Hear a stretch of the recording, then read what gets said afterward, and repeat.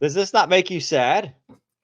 Yeah, and the captain I flew with yesterday, I had to tell him the whole story, and it kind of brought a little tear to my eye again as I was poking my eyeballs out at hour 10 or whatever it was. But so Boeing obviously has been on the negative side of the media here past, well, couple of months maybe. But a little bit of good news. They've got the first two Block 3 Super Hornets that they've upgraded. So these are the upgraded ones, not the ones they've built. So they got them out actually early, which is good. You know, Block 3, there's basically a lot of electronic upgrades, and there's a basically an airframe life extension as well. So good for the Navy. I don't know. This article talks about how the F-35 is eventually going to replace the Super Hornet, but I think with the upgrades, the large area display, better processor, enhancements with the radar, I think there's even an IRST on it. I think it's going to be more there.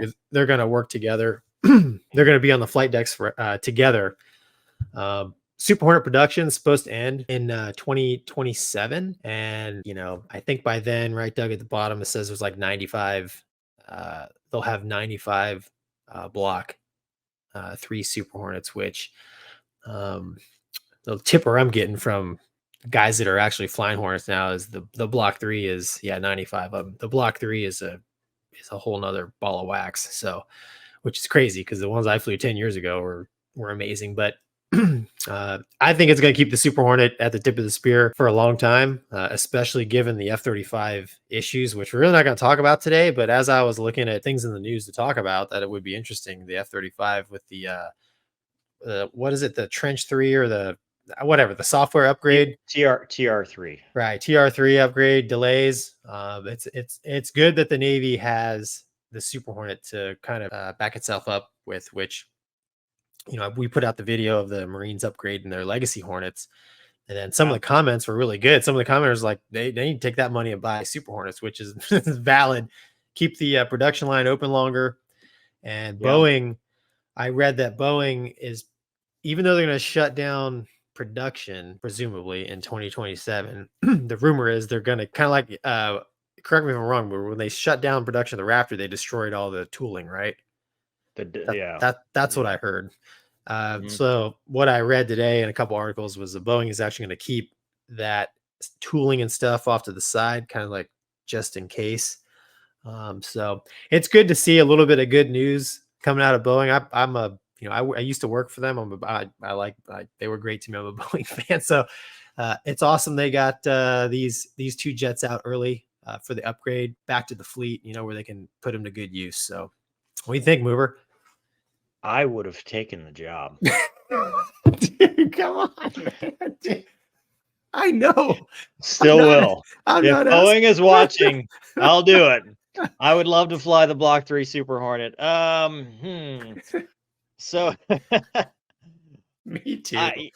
I'm with you. I'm with you. Let's buy new airplanes. The problem, I talked about this. So in the time that I've been here, one of the things I've done is caught up on a couple AIB reports.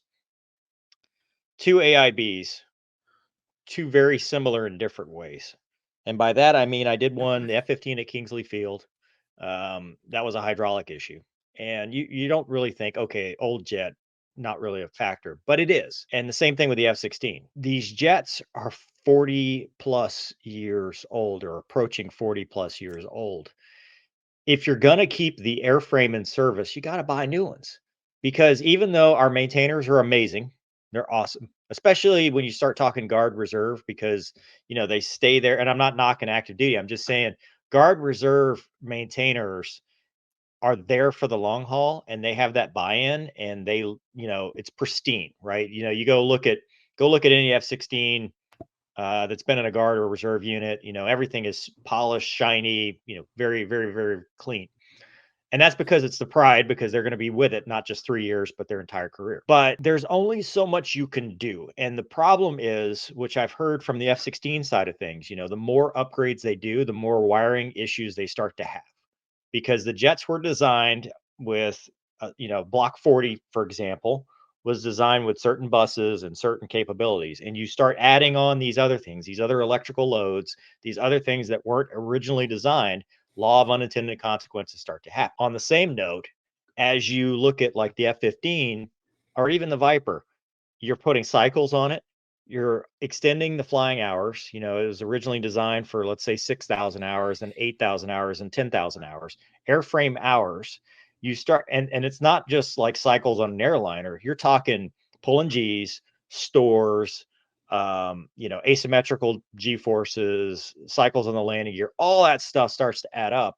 And over time, it's just not good. And they were never designed for that. You know, back in the 80s and 70s and stuff, the average was what, you know, 10 to 15 years, maybe. And Yeah, so exactly. anytime to me, anytime, and that's why I've been an advocate for blind Block 70s. I wish they were cheaper so that they could buy more. But I have always been of the opinion, and this is my opinion, not DOD or anything like that. I've been of the opinion that we should have our specialist fifth gen fighters and then our workhorses, because you can't always be like, hey, we're going to have a near peer adversary and we need to have all of our jets be, you know, super stealth day one of the war. We need numbers, strength in numbers. We need the ones that can carry 12 missiles. We need the ones that can carry all the bombs. We need the ones that, you know, can go do the troops in contact close air support scenarios. We need the ones that can do CSAR missions. We need everything in between. Not to say that the F-35 is bad at that, but your multi-role fighters, I think, need to be in bulk. I don't think we need to have a small number of specialized aircraft. And if we're going to keep down this road, the factory's still open. You know, Block 70s are being built right now. The EX is being built. This Block III Super Hornets being built.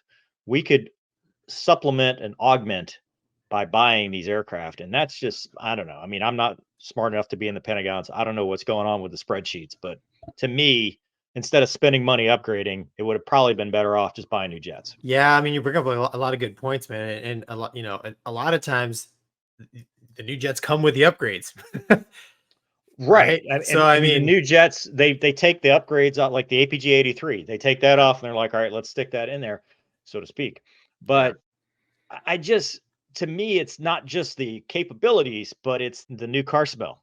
You know, to having that new jet that doesn't have all the gremlins. Because here's the problem with some of these gremlins that the maintenance is finding, especially when you look at these AIB reports, they can't track them down. So yeah, you'll have a jet that has like an errant INS problem, and you're like, okay, and there's nothing, you know, there's no way to tie it except every time you cycle the gear, there's a power surge that's going through these generators, and they never could duplicate it until the guy goes through the weather, his ADI freezes 90 degrees off, and he ends up ejecting at 700 feet, you know, and it's like, right. well, how would we have troubleshot that? You can't put it on jacks, you know, because you didn't know to look at that, because it's a over time issue. And the longer we stress these airframes, the worse I think it's going to get, until eventually what they're going to do is they're going to go, okay, that jet to the boneyard. And now we just have a smaller fleet of fifth gen fighters that's not as capable. Yeah, yeah, man. Look, the Super Hornet is not the. It's a really good jet for doing a lot of things pretty good.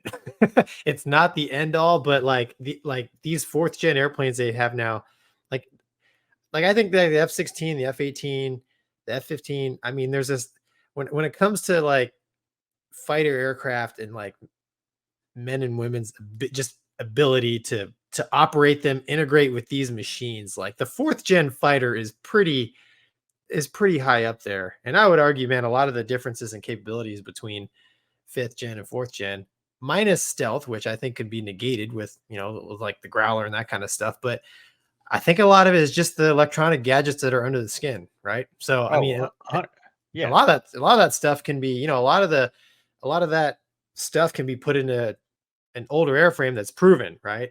So I don't know. I think super. I don't Oh, know.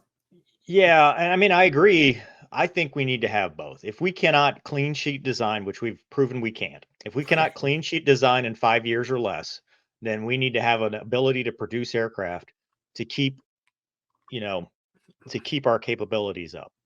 The Guard Reserve should be getting the 4.5 gen fighters, and the fifth gen fighter should be your specialist. But Yeah. we're kind of putting all our eggs in one basket because they're not making F-22s anymore. No, You know? like I said, I think I don't think they can. I think they kind of smashed up the, the tools and threw them Yeah. away.